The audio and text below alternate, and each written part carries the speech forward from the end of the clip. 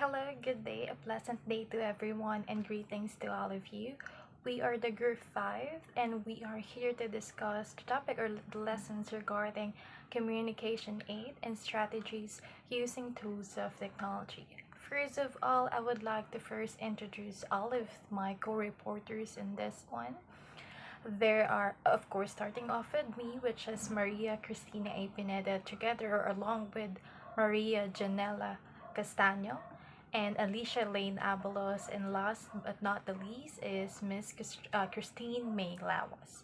To get started with this discussion, I want you to know that we do have some objectives in here in order to effectively discuss this lesson for you. Our first main objective is to determine the various presentation media that are commonly used nowadays. The second one is to evaluate the effective strategies is preparing and using the media when communicating. And the third one is to identify the most appropriate media or medium in a given speech situation. And lastly, which is to apply the strategies making digital slides. So as far as we all know, technology has taken over the world in this past decades, and its rapid development has made a huge impact on each aspect of our life. And yes, communication is part of that. But how huge is its impact in communication? So I want you to remember communication aid. A communication aid helps an individual to communicate more effectively with people around them. These are the tools, equipment that we use in order to effectively discuss or disseminate the information that we're trying to explain, to properly present something that you want others to learn, or you want to convey a message to them. Okay, so on the first part of this one, I want you to know first that we do have what we call this communication aids, are also referred as AAC device. So what is AAC devices? So AAC refers to augmentative and alternative communication, which is defined as a huge range of techniques which support or replace the spoken communication. This includes gestures, signing, symbols, word boards, communication boards, and books, so as well as any voice output communication aids.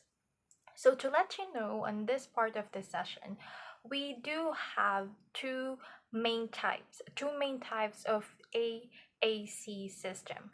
To get started with that one, the two main types of AAC system are first the unaided communication, and the other one is the aided communication. So unaided communication does not use any traditional equipment. It only compromise, or it only composed of body language, gesture, vocalization, signing are also typical use. So if you're watching TVs, and if a news reporter or a news is being flashed on the screen, you'll see there a little person on the side which is trying to have a sign language. That could be also, yeah, it is part of a communication aid. So when you think of unaided communication, from the word itself, you don't use any equipment such as computer, laptops, or any communication aids or traditional use of communication. You just have yourself, your own mind, your thoughts. So on this one, usually this kind of what I'm doing is also an aid communication without the slides that you have. And also, when doing the unaided communication, you may need to also remember that you may organize your thoughts, so that when your thoughts are organized, you can explain them, or expound them in orderly manner so you won't miss anything. You can maybe put some bullets written first and then have it internalized in order for you to convey the message or explain anything in a proper manner or on a very organized manner. Okay, so just think of unaided communication, just you. Nothing is within you, just your own mind, your thoughts, and everything. Okay, so coming off, the next one is the aided communication. So this one, unaided communication, this is the equipment or the devices comes in. So aided communication uses equipment, but this ranges from low tech to high tech methods, and with picture symbols is often used instead of this, or together with words and with alternative hardware options that is available to provide access. So when you think of aided communication, this is where your equipment devices comes in. You have your equipment.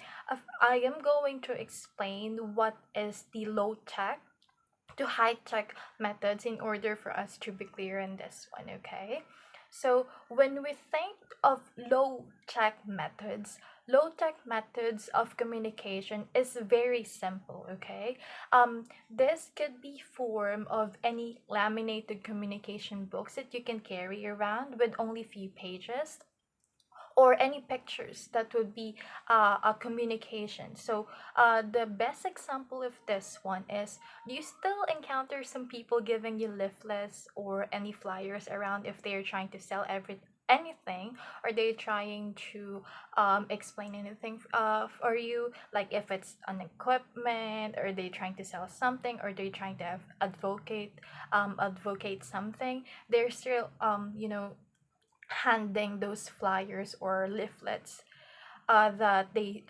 use in order to communicate. So that is form of a communication aid. Okay, so we're done with the low tech. So the next thing that we're going to explain is the high tech. So when you think of high tech, what comes in your mind? Technology has been ever changing or evolving every decade or even every year. So when we think of high tech, you have to remember there is a word device. So device, when you hear the word device, the first thing that will comes up on your mind is there is something high tech on this one.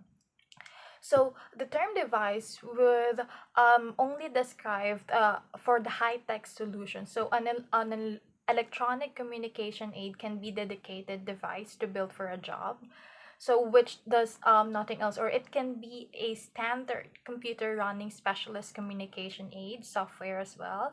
That includes Apple tablets, which are increasingly being used to help people communicate. So when you think of high tech again, what's gonna happen is there is a device, there is equipment. So you may think of your computer, you may think of your laptop, your desktop, the you have even a Chromebook or a tablet will be part of aided communication, since you are now using technology or high-tech device equipment that you use in order to communicate. So when you see something using a device, that's the high-tech form solution of methods when they're already using equipment into this one. Okay, so let's move on to the next one. So the next one that we have here is the communication strategy. So communication strategies, when we think of that, these are the methods that we use in order to convey a message, to explain something. This could be form of a verbal communication, which I'm already doing, a nonverbal communication, which, like I said a while ago, a nonverbal, you are just using your body language, your facial expressions, physical, and also a sign language. Yeah, there. So, communication strategies is the exchange of information between a sender and a receiver. So, I am the sender and you guys are the receiver. It is used to be that you only had to worry about the way you communicate face to face or on a paper. Technology has changed this completely, and it's very important to take into the account every aspect of how they are relaying information in this one. By the way, this is where communication strategies come into play. Again, communication strategies are the blueprints for how this information will be exchanged to one another. So we will be discussing all of the types of communication strategies in this one. Again, all of your communication strategies are the physical thing, the blueprints of how you're going to explain or convey something. This again, the strategies are a few different types, so we are going to dive into that one for our next reporter. Just a quick rundown of that one. Communication strategies are those verbal communication, non-verbal communication, and visual communication, and Miss Christine Maylawas will going to elaborate that further in the next report. Okay, so stay tuned and thank you so much for listening. Have a good one. Thank you very much, Miss Pineda, with your short information from our classmates. Let me introduce myself first.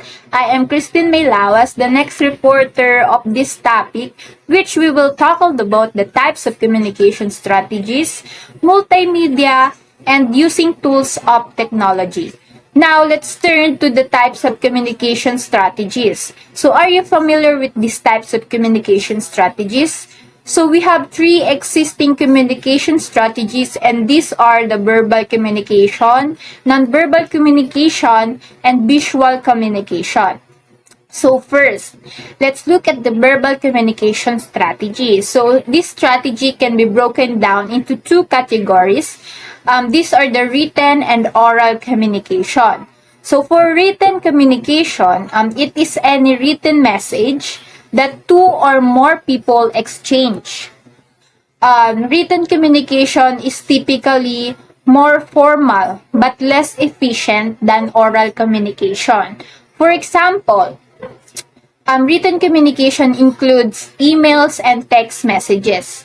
While oral communication, it is known as the capacity to communicate ideas verbally with a single person or a group of people. So, a clear presentation of an idea with each thought cogently expressed is a sign of effective verbal skills. So, everything about this, it is influenced by the language we use. So, for example, the conversation of your friends and family, reporting like what I was doing right now, and telephone calls. So now, let's proceed to the next communication strategy, which is non-verbal communication. This communication strategy consists of mostly verbal cues, such as body language, facial expressions, physical distance between communication, or the tone of your voice. So, nonverbal communication helps people to reinforce or modify what is said in words. For example, people may nod their heads energetically when saying yes to emphasize that they are agree with the other person. So next, the last communication strategy is visual communication. So this can be seen through signs, web pages, and illustrations. So it is also a practice of using visual elements to communicate information or ideas. So we have different types of visual communication. I think it includes animated GIFs, screenshots, videos, pie charts, infographics, and slide presentation like what you have seen on our reporting right now. So after knowing all the communication strategies, let's proceed now to the multimedia. So as you can see on the slide, it is defined as a content that uses a combination of different content forms such as text, audio, images, animations, video, and interactive content. So, let me give you a trivia about multimedia. Do you know why it is called multimedia? Because the term it made up of multi, it means more than one, several, or many. while the media it defines as the main means of mass communication, especially newspapers, radio, and television, regarded collectively the reporters, journalists, etc. So it is working for organizations engaged in such communication. So now, let's proceed to the next subtopic, which is using tools of technology rather. The first one we have transparency. So it is also known variously as a viewfoil, foil, or view graph.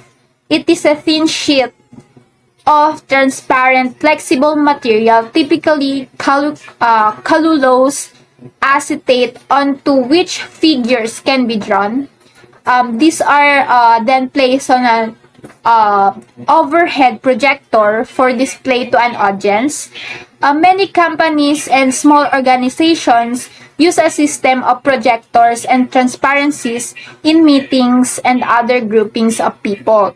So, though this system is being largely replaced by video projectors and interactive whiteboards.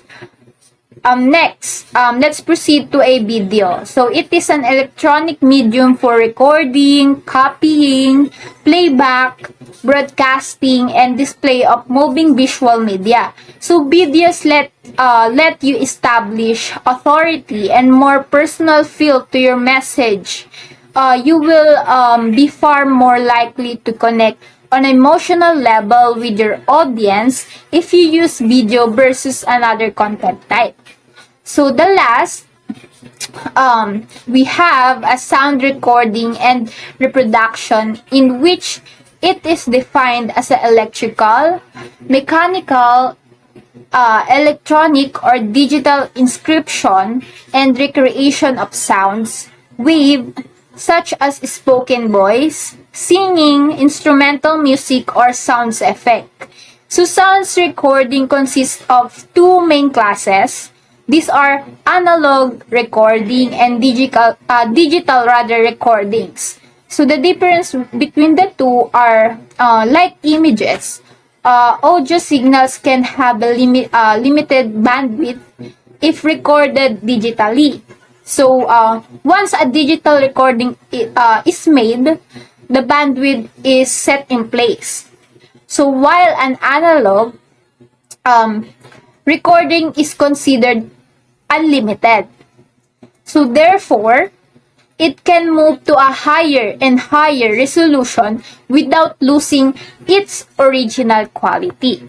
So that's all for my report. I'm calling the next reporter to discuss her parts. Thank you for listening. Pleasantries, I am Maria Janela M. Castaño. Allow me to present to you or discuss the succeeding parts of our presentation. We have presentation media, using traditional visual and audio media, using of computer technology, and finally, strategies using tools of technology. First, we have presentation media. Presentation media is presentation media for a reason. Presentation is the illustration of the ideas and information in one sitting using the traditional tools of presentation. But what do we mean by presentation media? With the word media, this is the utilization of the usage of the digital slides, the videos, and anything that is in the media. So now that you are watching this presentation, I can guarantee you that you are watching a presentation media because this is a presentation made digitally. My second topic would be the usage of traditional visual and audio media. So what do we mean by that? Earlier, I talked about presentation and presentation media. But when we talk about presentation, presentation is just the usage of tools that is traditional. This is what we are exactly talking about. We have 7 of those. Number 1, we have the overhead transparencies. What are overhead transparencies? This is used to show a transparent display of the content of the presentation. Next, number 2, we have flip chart. This can be a flip chart because once you flip the sizable pad of paper with the contents of the presentation, it becomes a flip chart. Third, we have whiteboard and chalkboard. I am sure all of you are familiar with all of it because whiteboards and chalkboards are all present in our classrooms. And taken to note that we are students, we have seen all of those. So, whiteboards and chalkboards are always used to write something, and we can use this as a tool for our presentation. Like in the traditional, when we had face to face classes before the pandemic and the online classes started, whiteboard are utilized to be a presentation. We can do our reports here, and teachers can also utilize their teaching strategies using this tool. Next is the document camera. It is somehow similar to the overhead transparencies, although it is smaller. And nowadays it is called the projector. Video. By the word itself, video. I am also sure that all of you have accounted or witnessed what a video is. So we use this video as a presentation or tool so that we can utilize the emotions that we convey inside our presentation. Number 6, handouts. This is so far the most traditional out of all the traditional visual and audio media. Why? Because handouts had been used for a couple of decades. Some other speakers want their audiences to have a prior knowledge of the presentation that they will conduct. Handouts can either have a content of the presentation or the introduction of the presentation, the purpose, as well as the conclusion on what the presentation would be. Finally, we have arrived at the seventh traditional audio and visual media. What is the seventh? So it is the sound recordings. So as all of you heard, sometimes audiences are more of a audio learner. So they often learn or they often most understand when they are hearing or listening to something. So this is the essence of sound recordings. In this way, the speaker or the one who wants to convey the message can have or can be able to convey or trigger the images and the content of the presentation by triggering the mental images using the sound recordings. So this is very effective to those people who likes to listen and likes to understand contents by understanding what they are listening to. So this is mostly done with, so this is often used nowadays on what we call podcast. If you are all aware of it, podcast is not really a visual media but a audio media. This is kind of similar to the FM radios because they use sound recordings or they use their voices in order to convey the messages or the things that they want to the listeners to listen to and to understand. So far, podcast has been a very great help during this pandemic as I have also used the platform of podcast. And this is to stay connected and stay updated of the latest news that is happening or that surrounds me. So most effectively, this would apply to the COVID-19 situation before when we are under lockdown or quarantine. And and for someone like me who's a audio listener or the people who understands more using or on what they are listening, it is very effective for the people like me.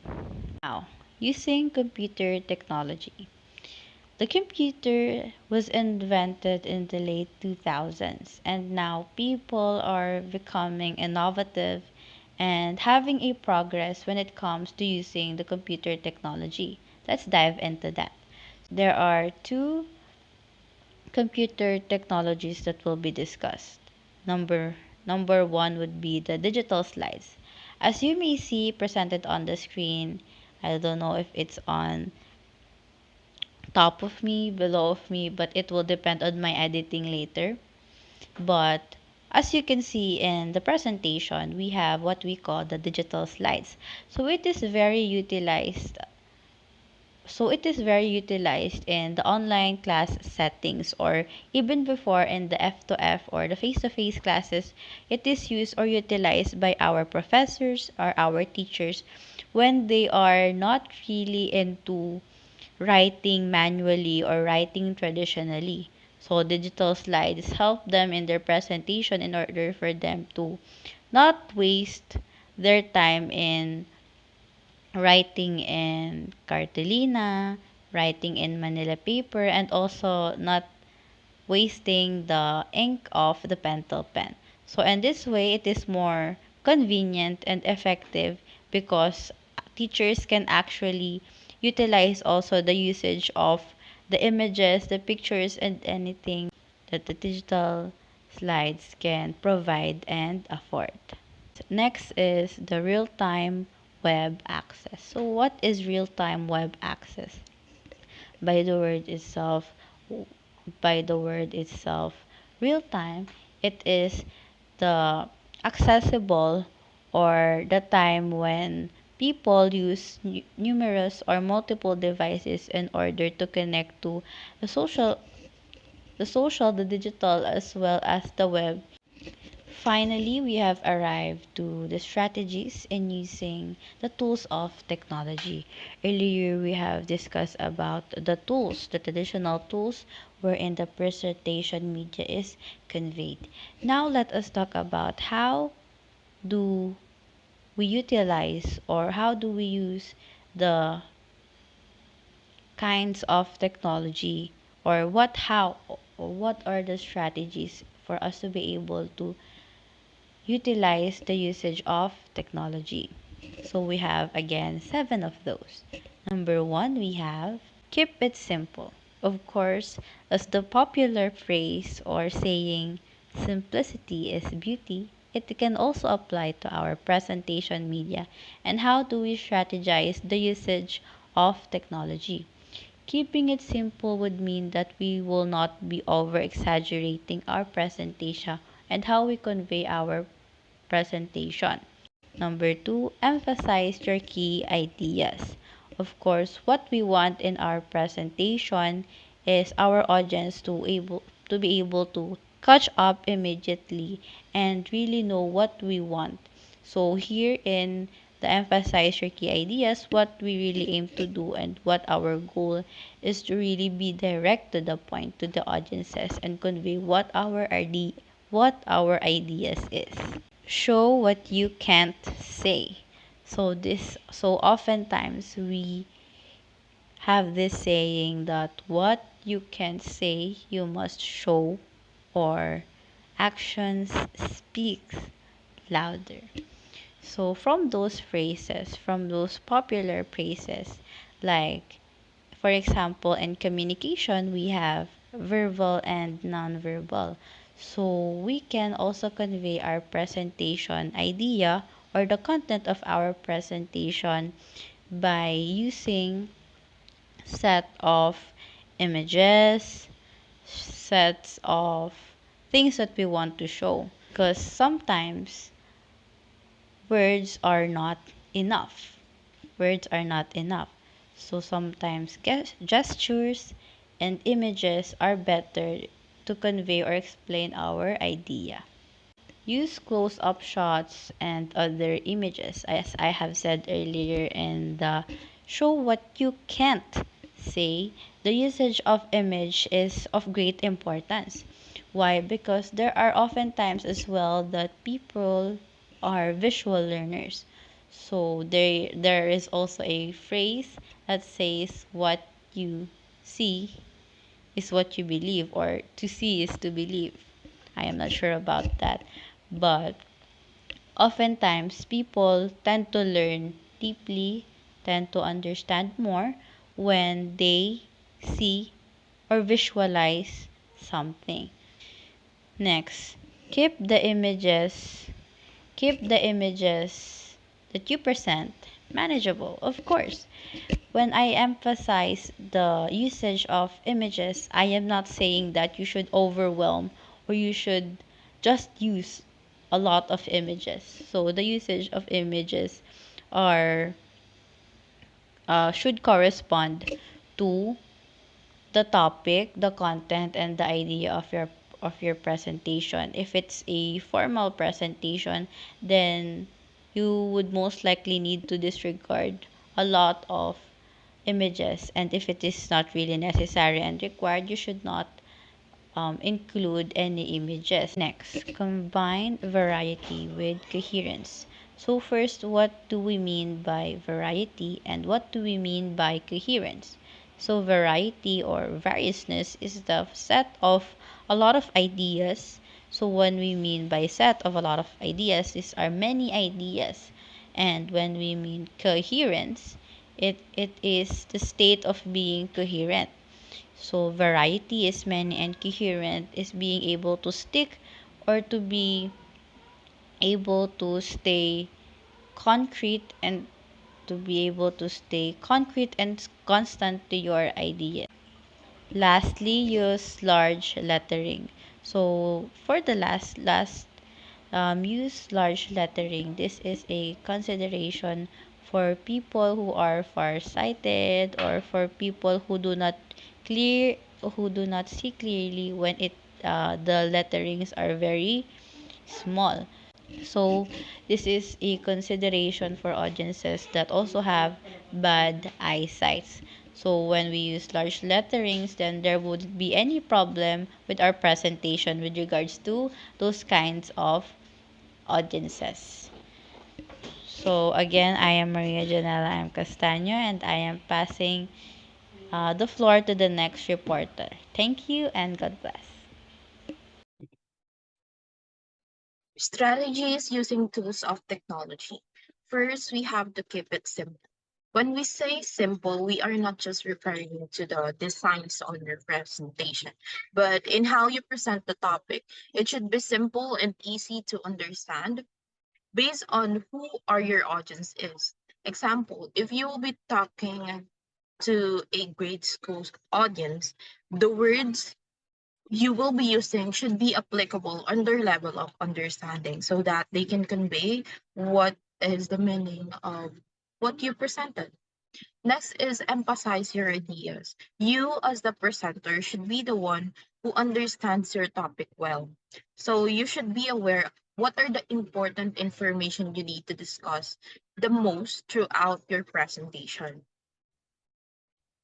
Next, show what you can say. This is referring to the graphs, charts, and other information we cannot convey using words. There are information that we better understand through visualization than verbal explanation. So if you can't say or explain something, you can just find a way to present it using visuals.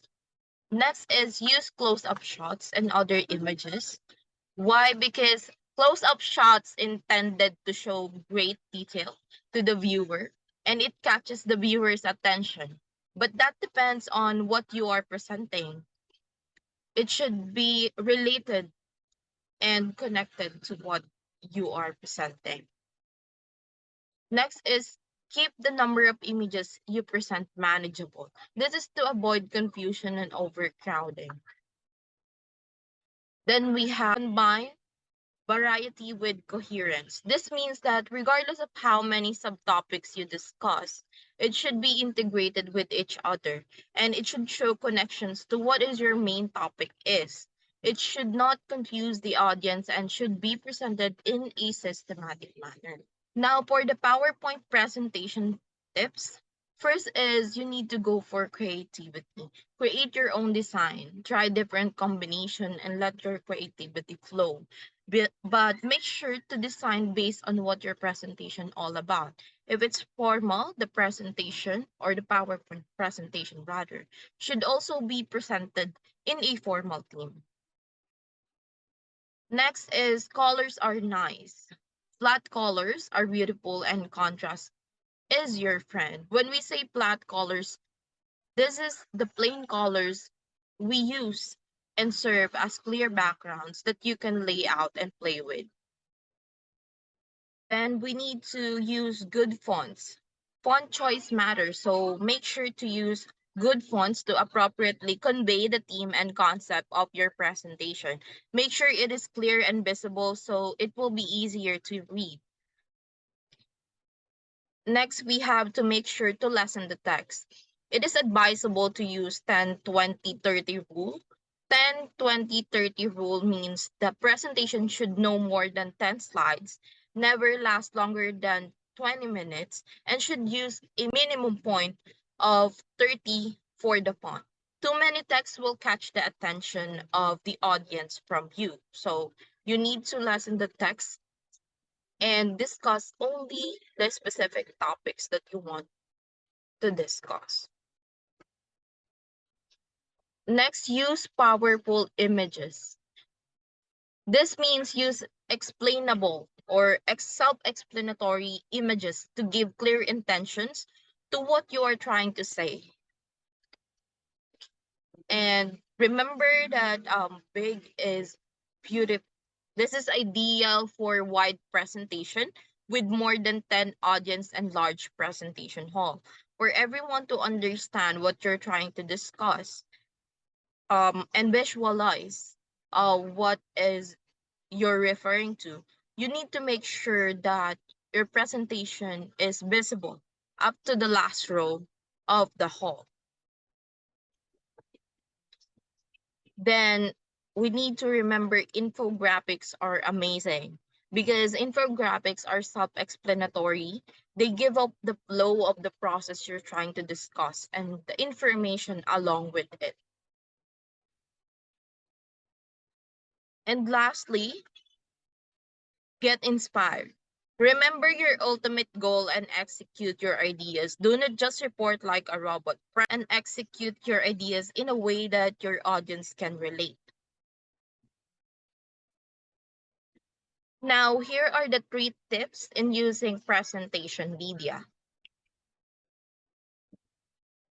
So first, you need to make sure that you practice with your media. Practice your presentation. Make sure it is clear and working to avoid on-the-spot inconvenience or issues. Make sure that you have everything ready prior to the presentation. Next is consider your room and audience. You need to consider your room and audience and analyze how big the presentation hall is. What font should you use to make sure your presentation is visible for everyone? Who are your audience? What type of presentation should you present to imply the information that you want them to convey and to catch their attention and have them involved in your report. Lastly, speak to your audience, not your media.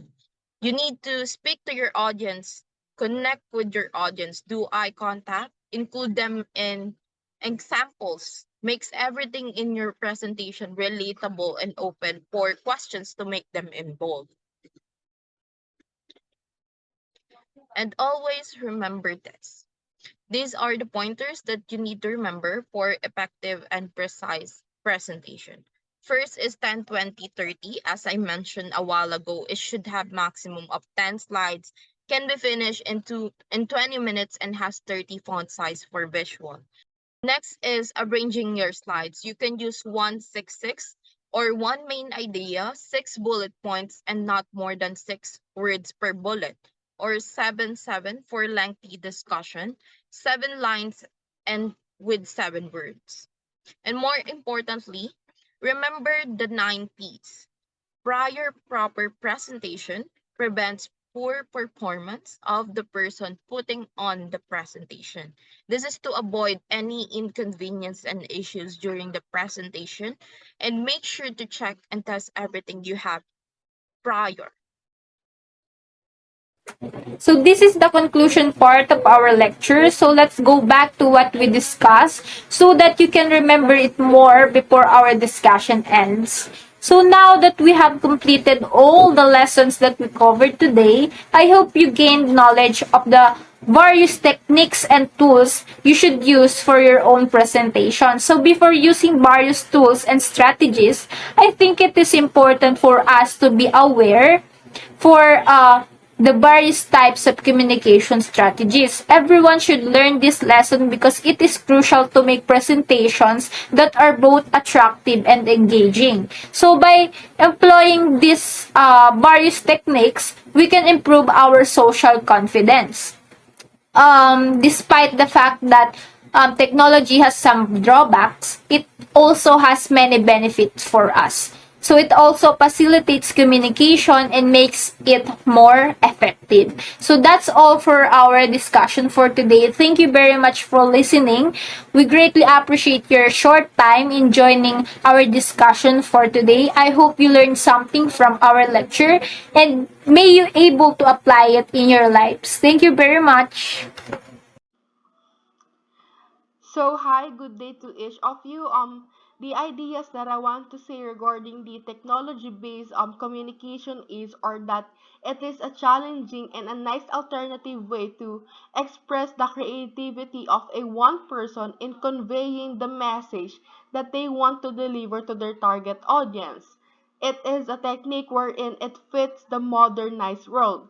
And with the world set up today that everything seems to pass by so fast, this said techniques makes the convenience of the creation of the different visual and auditory communicating tools for the work somehow to be attained. But of course, let us not forget that no matter how rampant the use of technology is right now, there are still limitations for other people in manipulating and using these mobilities, as they might be lacking the knowledge or the physical access to this. So that's why the technology-based techniques in communicating should be just an option in some instances and not be demanded from everyone mandatorily. I guess that will be all that I need to say. Thank you. So, why does people need to learn first the various communication strategies before utilizing the various tools of technology? Because we first need to learn how to communicate through different communication strategies. For verbal communication, they must first learn how to communicate verbally and in written form to express their messages clearly. Next is for nonverbal communication. For nonverbal communication, it is essential to remember that a person's body language could translate differently to people from different backgrounds and cultures, which might lead to misunderstandings. That's why it is important to learn. And lastly, for visual communication, we must first learn how to properly lay out and deliver the signs and illustrations that we create, as others may understand our message differently from our intentions. This is why before a person can utilize the various and technology tools, they must first learn the communication strategies. Okay, for number three question in regards to this topic is what useful tips caught your attention in this topic or in the topic with regards to making a PowerPoint presentation? So, for me, the useful tips caught my attention when presenting a PowerPoint is number one, keeping the slide consistent. So, what I am trying to say is having one style and having one style in one slide and then a different style for a different slide can be jarring to the audience. So jarring is kind of irritating or upsetting the eyes of the audience. So it is kind of distraction to the audience or in the viewer. So for this one, having a consistent style and having a consistent tone makes the presentation flow much better. And second one, makes the PowerPoint presentation more visual. If the PowerPoint presentation is full of image, charts, videos, and other interesting design, so then the PowerPoint presentation is more interesting in the eyes of the audience or in the eyes of the viewer. Using communication aids tools, strategies will help someone communicate with others more effectively. Sometimes when we share tea with others, we make mistakes like unintentionally forgetting the correct term of a specific word. It is an example of event where I use communication aids, specifically gestures. For instance, I am conversing with my friend and forgot the word that describes pleasant to the eyes. So instead of saying my crush is handsome, I'll make a body movement or gesture of tapping my chin by the back of my hands like this. Yes, that way my friends will understand that someone with good looks smites me, and that was made possible by nonverbal communication. An additional example is when we attend classes using Google Meet. Our professors deliver the information we need to learn, and they'll discuss it on that application. However, some of them are recorded, which is much more efficient since it utilizes time of everyone and can be watched again. So, that are some of the examples or experiences and instances that I was able to use any communication aids, strategies, and tools. So hello everyone, my name is Virgin King Rivera and I am here to share my learning takeaway from today's lesson. So today's lesson talks about communication aids and some strategies for better communication. So nowadays, technology has become significant, and especially for us students who are mostly using it every day. So in 21st century, there are various communication strategies, technology rather, that helps us today, which I think we are not somehow or sometimes aware of those aids that technology has given us. So technology is commonly used for communication, obviously, and there are several applications and internet websites mainly used for that purpose. So technology has become part of our lives now. It, it become part of our lives now. Now that we live in an ever-changing era and a developing one. So not now that we are using technology almost daily or every day, it makes communication for us, for instance, easier and more easier. So before sending a message, you will need to make a mail and then send it on a post office to just to send it to someone who's either on the other side of the earth. So that is hassle and hard before just to send a message that will also take you months to receive a response. So nowadays, sending message is easier for us, especially as students from the 21st century, because it only takes seconds or minutes, and there are various ways or means for us to send message.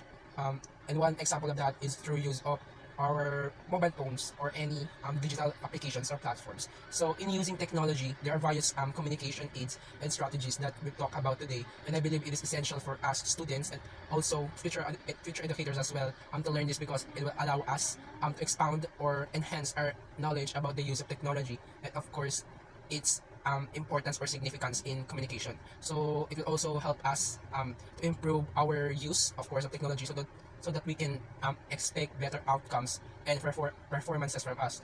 So there are various ways, of course, in communicating, and we can use various digital platforms or any form of communication just to interact. So I think learning these strategies or communication aids will help us to avoid and aid language barriers or any miscommunication as much as possible.